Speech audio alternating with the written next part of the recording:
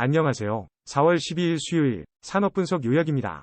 총 12개의 리포트가 있습니다. 자동차 분야에 대한 산업분석입니다. 현대차그룹은 1조 원을 투자하여 3만 평 부지에 전기차 전용 공장을 건립하고 연산 최대 15만 대 카파 확보할 계획입니다.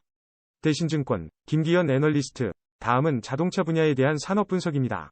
자동차 업체들의 밸류에이션은 고착되면서 구조적 변화에서 레거시라고 생각되었던 전통 자동차 부품사들이 적응하는 모습이 나타나고 있다고 합니다. 다음은 석유화학 분야에 대한 산업 분석입니다. 최근 유가 급등과 다운스트림 가격 상승 등으로 인해 공급 축소 상황 지속으로 마진 상승이 예상됩니다. 다음은 애경케미칼의 음극 바인더에 대한 산업 분석입니다. 폴리인산암모늄, 앱, 과폴리아크릴산, PAA, 가 첨가된 복합내화성 고분자 바인더는 음극의 물성을 향상시키고 전극 표면을 균일하게 덮어 성능을 향상시킨다는 것이 확인되었습니다. 다음은 유통 분야에 대한 산업 분석입니다. 면세점은 1분기 실적 중 가장 양호하며 피트 수요 회복, 특허 수수료 감면 등으로 인해 시장 기대치를 상회할 것으로 예상됩니다. 다음은 석유화학 분야에 대한 산업 분석입니다. 중국 경제 회복에 대한 기대감이 높아 저평가된 중국 소재, 에너지 기업에 대한 관심이 필요하다고 판단됩니다.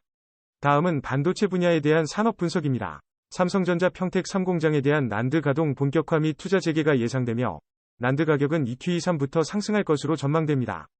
다음은 철강금속 분야에 대한 산업 분석입니다. 풍산의 매출 호조와 고려아연 등의 잠재적인 실적 개선으로 인해 1분기 커버리지 비철금속 종목들의 실적은 예상보다 양호할 것으로 예상됩니다. 다음은 건설 분야에 대한 산업 분석입니다. 부동산 시장의 불황으로 인해 경매 건수가 증가하는 가운데 오피스 시장에서는 공실이 소폭 감소하면서 임대료 상승률이 증가했다는 보고서가 나왔습니다.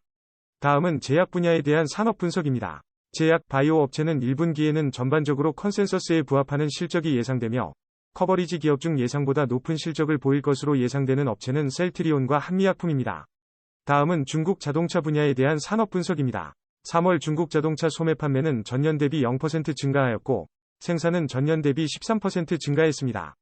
다음은 자동차 분야에 대한 산업 분석입니다. 하나증권은 현대차, 기아에 대한 투자 의견을 바이를 유지하면서 연말 물결표 연초 시장의 우려와는 달리 견조한 판매 증가가 나오고 있어 질적 성장에 대한 재평가가 이어질 것이며 현대차, 기아의 원Q 실적은 높아진 기대치에 부합할 전망입니다. 요약을 마칩니다. 감사합니다.